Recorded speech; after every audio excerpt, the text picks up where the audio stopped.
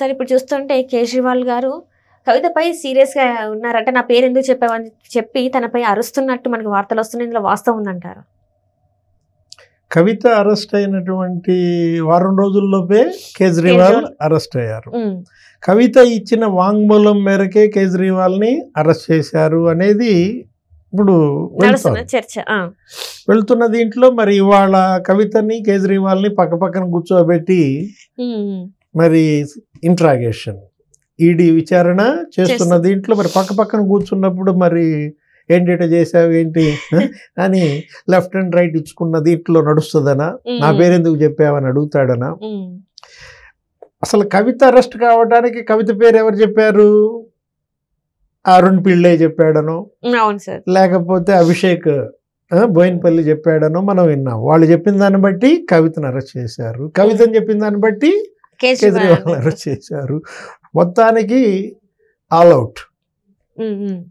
ఏది Delhi liquor scam team మొత్తం all out అయిపోయినట్టేనా? ఎవరెవరైతే ప్రముఖంగా వినిపించిన పేర్లు అందరూ దాదాపు అరెస్ట్ అయినట్టే. ఈయనప్పుడు 17వ వ్యక్తి. మన కవిత నంబర్ ఎంత? 16.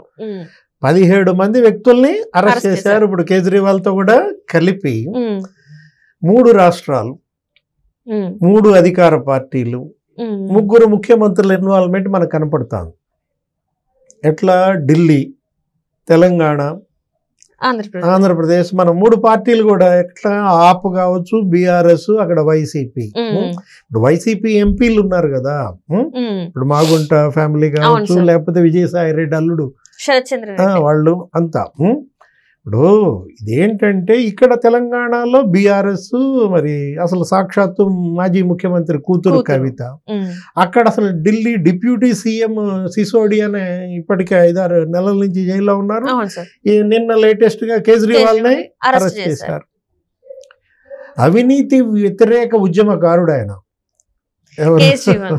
అవినీతి వ్యతిరేక ఉద్యమకారుడు అవినీతి కుంభకోణాల్లో జైలుకి వెళ్ళిన పరిస్థితి ఇవాళ దేశంలో చర్చ. ఏది నీకు గుర్తుండే ఉంటది, అప్పట్లో అన్నా హజారే ముస్లాయన్ ఒక ఆయన ఉండేవాడు. ఆయన ఇక తిరంగా జెండా, ఏది 3 రంగుల జెండా పట్టుకుని మన్మోహన్ సింగ్ ని వణికిచ్చేసాడు అప్పట్లో యూపీఏ గవర్నమెంట్ ఉన్నప్పుడు. అప్పుడు వరుస బట్టి నీకు అవినీతి కుంభకోణాలు 2G 3G ఈ విధంగా నీకు అనేక కుంభకోణాలు వచ్చిన దీంట్లో ఒక్కొక్కటి ఏది గదిలిచ్చినా అది 1,75,000 కోట్లు, ఇది 1,50,000 కోట్లు. అవినీతి కుంభకోణాల పైన అప్పట్లో జాతి రగిలింది, దేశం మొత్తం వ్యతిరేకత వచ్చింది. అన్నా హజారే ఉద్యమం ఒకటి టేకప్ చేశాడు, అవినీతి వ్యతిరేక ఉద్యమం. దానిలో ఈయన చేరాడు. ఎవరు? కేజ్రీవాల్. అప్పటికి పార్టీ కూడా పెట్టాలో, ఏదో శిష్యుడిగా ఆ జెండా ఎత్తుకుని పారిపోయాడు. అన్నా హజారేది. సరే పాపం ముస్లాయన్ ఆయన ఏదో ఒక రాలిగాం సిద్దికి అనే విలేజ్లో ఆయన ఏదో ఆ జల సంరక్షణలో పడి ఉంటాడు. ఇంకా తర్వాత తను సైలెంట్ అయిపోయారు. ఈయన ఒక పార్టీ పెట్టాడు, ఆమ్ ఆద్మీ పార్టీ. ముఖ్యమంత్రి అయ్యాడు. ఇప్పుడు 3 సార్లు ముఖ్యమంత్రిగా ఢిల్లీ కావటం కానీ ఇవాళ నార్త్లో బాగా బలపడింది. బీజేపీకే పోటీ ఇచ్చే స్థాయికి వచ్చేసిన దీంట్లో నీకు పంజాబ్ వాళ్ళ కిందకి వెళ్ళింది, నీకు అటు గుజరాత్లో కూడా ఎంటర్ అయిన దీంట్లో, ఇటు మధ్యప్రదేశ్, అన్ని చోట్ల అదొక జాతీయ పార్టీగా మారుతోందన్న దీంట్లో బీజేపీ ఇప్పుడు కేజ్రీవాల్ మీద ఈ అరెస్టు, ఈ కేంద్ర ప్రభుత్వం కక్ష సాధింపు అంటారు, వాళ్ళ రాజకీయ దురుద్దేశం అంటారు. ఇలా వీళ్ళు చెప్పుకోవచ్చు, ఈ పార్టీలు చెప్పుకోవచ్చు. కానీ అవినీతి జరిగిందా లేదా? ఇప్పుడు ఢిల్లీ మద్యం కుంభకోణం ఉందా లేదా? మద్యం కుంభకోణం మరి మీరు గత అసెంబ్లీ ఎన్నికల్లో మీకు 100 కోట్ల ముడుపులు వచ్చాయని ఎవరు? కవిత. అక్కడ ఇండో స్పిరిట్ అనే కంపెనీలో ఆమె బినామీలు ఎవరో చేరటం, ఈ మాగుంట లేకపోతే ఈ శరత్చంద్రారెడ్డి వీళ్ళందరి ద్వారా నీకు స్పష్టంగా నీకు సాక్ష్యాలు వాళ్ళకేయో లభించాయి. అప్పుడు ఉన్నటువంటి లెఫ్టినెంట్ జనరల్ సక్సేనా దాన్ని పట్టుకున్నాడు, దాని మీద దర్యాప్తుకి ఆదేశించింది. నీకేం జరిగింది? మొత్తం చుట్టుకుంది, వీళ్ళకి మెడకు చుట్టుకుంది అన్నమాట. మామూలుగా కాదు, ఉరితాడులాగా మారింది సక్సేనా ఆదేశం. ఇప్పుడు అక్కడ 170 సెల్ ఫోన్లు ధ్వంసం చేశారంటారు. మరి కవిత కూడా 16 సెల్ ఫోన్లు మార్చింది, ధ్వంసం చేసింది అన్న దీంట్లో నిన్న సోదాల్లో కూడా ఒక 5 ఫోన్లు ఎత్తుకెళ్ళినట్టు. అవును సార్. వాటిల్లో సమాచారం మొత్తం రిట్రీవ్ చేసినట్టు, ఆ గ్రూప్ ఏదో వాట్సాప్లో వీళ్ళు పెట్టుకున్నట్టు, ఆ గ్రూపుల్లో వీళ్ళు మాట్లాడుకున్న మాటలు, ఇలా చాటింగ్, వాట్సాప్ కాల్స్ ఇవన్నీ కూడా రిట్రీవ్ అయిన దీంట్లోనే మనం చూసాం. ఇప్పుడు కవిత ఇవాళ అరెస్ట్ అయి 6 రోజులు, ఈడీ 7 రోజులు కస్టడీ ఇచ్చింది. మళ్ళా రేపు మళ్ళా దీనిపైన సుప్రీంకోర్టులో వస్తుంది. వచ్చినప్పుడు మళ్ళీ ఈడీ ఇంకో 1 వారం రోజులు కస్టడీ అడగచ్చు.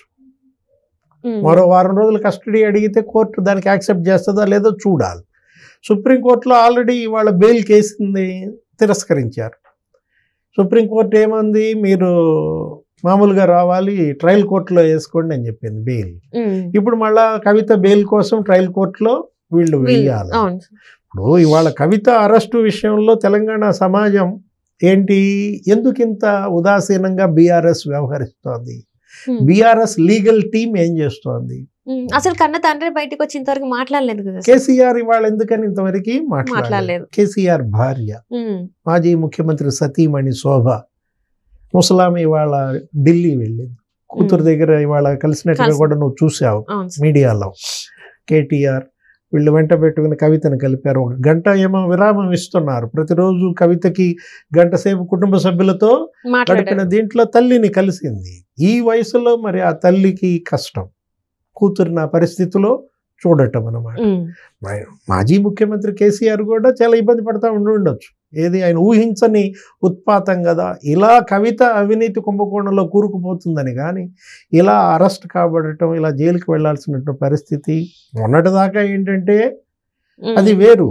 ఇప్పుడు ఏమైపోయింది, ఓడలు బళ్ళవుతాయి, బండ్లు ఓడలు అవుతాయి. కేసీఆర్ హవా అప్పుడు ఎలా నడిచింది, ఆ 10 ఏళ్ళు ఎక్కడో ఉన్నాడు, మౌంట్ ఎవరెస్ట్ స్థాయికి ఎదిగినటువంటి కుటుంబం ఒక్కసారిగా ఏమైపోయింది, పాతాళానికి పడిపోయింది. నిన్న రేవంత్ రెడ్డి కూడా ఇచ్చాడు కదా ఇది స్పెషల్ ఇంటర్వ్యూ, కేసీఆర్ శకం ముగిసిందనా, క్లోజ్డ్ చాప్టర్ అనో ఏదో అంటూ మాట్లాడిన దీంట్లో. ఇప్పుడు కవిత అరెస్ట్ అయినా బీఆర్ఎస్ శ్రేణులు ఇంతవరకు రోడ్ల మీదకి వచ్చి ఎక్కడ ఏ ధర్నాలు అంటే నిరసన అయితే వ్యక్తం చేయలేదు. ఎందుకంటే ఈ 10 సంవత్సరాలు వాళ్ళ వెన్నంటే ఉన్న ఈ నాయకులు ఈ రోజు మాత్రం ప్రభుత్వం పడిపోయిన వెంటనే అసలు మొహన్ కూడా చూపెట్టడానికి వాళ్ళకి రావట్లేదు. ఎందుకంటారు? చంద్రబాబుతో పోలుస్తున్నారు. చంద్రబాబు అరెస్ట్ అయ్యారు, అది అవినీతి అభియోగాలు, అక్కడ జగన్మోహన్ రెడ్డి ప్రభుత్వం ఏదో పెట్టింది, అది కక్ష సాధింపు. ఆ దీంట్లో చంద్రబాబుకి ఫేవర్గా మద్దతుగా శ్రేణులంతా రోడ్ల మీదకి వచ్చారు.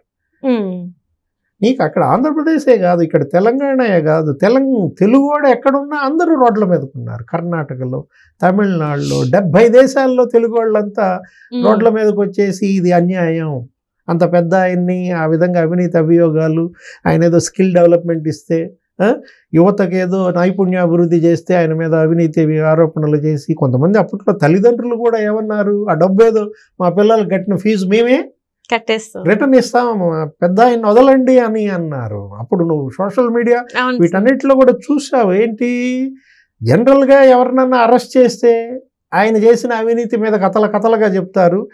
చంద్రబాబుని అరెస్ట్ చేస్తే ఏంటి, ఆయన చేసిన అభివృద్ధిని గురించి కథలుగా చెబుతున్నారు. ఆయన అంత చేశాడు, ఇంజనీరింగ్ కాలేజీలు ఇన్ని పెట్టాడు, ఐటీ కంపెనీలు ఇన్ని తెచ్చాడు, ఉద్యోగాలు ఇన్ని కల్పించాడు. ఇట్లా చంద్రబాబుకి ఇమేజ్ పెరిగింది. అవును సార్, రోడ్ల మీదకి వచ్చేసారు. అప్పుడు కేటీఆర్ ఏమన్నాడో కూడా నువ్వు విన్నావు. ఇక్కడ కాదు అక్కడికి వెళ్ళి చేసుకోండి అని కూడా, ఆ రాష్ట్రం గురించి ఇక్కడేదో నిరసన చేస్తున్నారని కూడా అనడం జరిగింది. ఇక్కడేదో సిబిఎన్ విత్ మెట్రోనా, మెట్రో విత్ సిబిఎన్ అనే ప్రోగ్రామ్స్ పెట్టి హైదరాబాద్ లో వెళ్తే అప్పుడు మరి వీళ్ళు అన్న మాటలు అక్కడ తెలుగుదేశం కార్యకర్తలకు, చంద్రబాబు అభిమానులకు ఎంత ఆవేదన కలిగించుంటాయి. వీళ్ళకి అహం తలకెక్కిందన్న భావన ఎల్లుండదు కదా. దాని ఫలితమే కదా ఓటమి మొన్న అసెంబ్లీ ఎన్నికల్లో. ఇప్పుడు ఏమైంది, దిమ్మ తిరిగింది, మైండ్ బ్లాక్ అయింది. ఇప్పుడు కవిత జైలుకి వెళ్ళేసేసరికి ఇప్పుడు కేటీఆర్ ఢిల్లీలో ఉన్నారు. అన్న 6 రోజులుగా చెల్లి కోసం ఢిల్లీలో ఉన్నాడు. అంటే ఎలా రివర్స్ అయింది చూడొస్తే మనకి. ఇప్పుడు బతుకమ్మ సంస్కృతిని ఈమె పెంచింది ఎవరు, కవిత లోక్సభలో పనిచేశారు. శాసన మండలికి ఏదో 2 సార్లు ఏమో ఎలక్ట్ అయినట్టున్నారు. శాసన మండలి అంటే పెద్దల సభ, రాజ్యసభ ఎలాగో ఇక్కడ అట్లా పెద్దల సభలో ఉండి ఈ పిన్న బుద్ధులు ఏంటి అనేది ఒక చర్చ. బతుకమ్మ అనేది మన యొక్క సంస్కృతి, తెలంగాణ దీంట్లో బతుకమ్మ అంటే కవితే బతుకమ్మ అన్నారు. తెలంగాణ బతుకమ్మ కవిత అన్నది కాస్త అవినీతి బతుకమ్మ అయిపోయింది. ఇలా కవిత ఆమె అన్పాపులర్ అవ్వటము, ఆమె బురదలో కూరుకుపోవటమే కాకుండా తండ్రినే బురదలో దించిన పరిస్థితి మనకు కనపడుతుంది. ఇటు కూతుర్ని ఎలా బయట వేయాలి, తనకు కుటుంబంపై ఉన్నటువంటి అవినీతి మచ్చను ఎలా చెరిపేసుకోవాలి.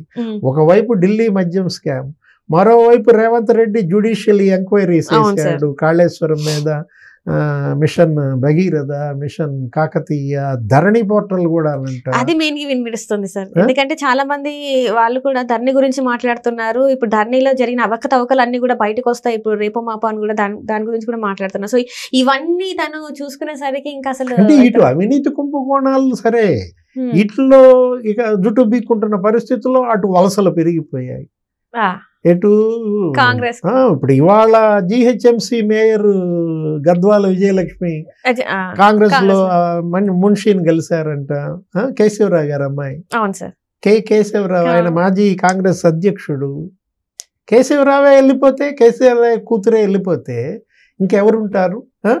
ఇలాంటి పరిస్థితుల్లో ఇటు వలసలను ఎలా ఆపుతాడు, అటు అవినీతి కుంభకోణాల్లో ఉన్నటువంటి కూతుర్ని ఎలా బయటకు తెచ్చుకుంటాడు, తన చుట్టూ మళ్ళీ అవినీతి కుంభకోణాలు బిగుసుకోకుండా ఎలా కాపాడుకుంటాడు, వీటన్నిటి నుంచి బీఆర్ఎస్ ఎలా కోలుకుంటుంది, కేసీఆర్ కుటుంబం ఎలా బయటకు వస్తుంది? ఇప్పుడు ఇవాళ ఎంపీలు ఏదో ఢిల్లీలో ప్రెస్ మీట్ పెట్టారు, మన సురేష్ రెడ్డి, నామా నాగేశ్వరరావు. ఏమంటారు? వీళ్ళంతా కూడా రాజకీయ దురుద్దేశం లేకపోతే కక్ష సాధింపు అంటారు. నిజంగా రాజకీయ దురుద్దేశం, నిజంగా కక్ష సాధింపు అయితే ఈ పాటికి రోడ్ల మీదకి రావాలి, గందరగోళం చేయాలా, శ్రేణులంతా రోడ్ల మీదకి రావాలా. ఏం చేస్తోంది బీఆర్ఎస్ లీగల్ టీం? ఫైట్ ఎక్కడ? లీగల్ ఫైట్ ఏమైంది? కవితను కాపాడటం కోసం ఈ న్యాయవాదులంతా ఎందుకని రంగంలో దిగలేదు? అప్పుడు చంద్రబాబు కోసం ఎంతమంది లీగల్ ఫైట్ చేశారు? సిద్ధార్థ లూథ్రా, ముకుల్ రోహత్కి, వీళ్ళందరూ కూడా పెద్ద పెద్ద లాయర్లు. నీకు పోరాటం జరుగుతూ ఉండేది.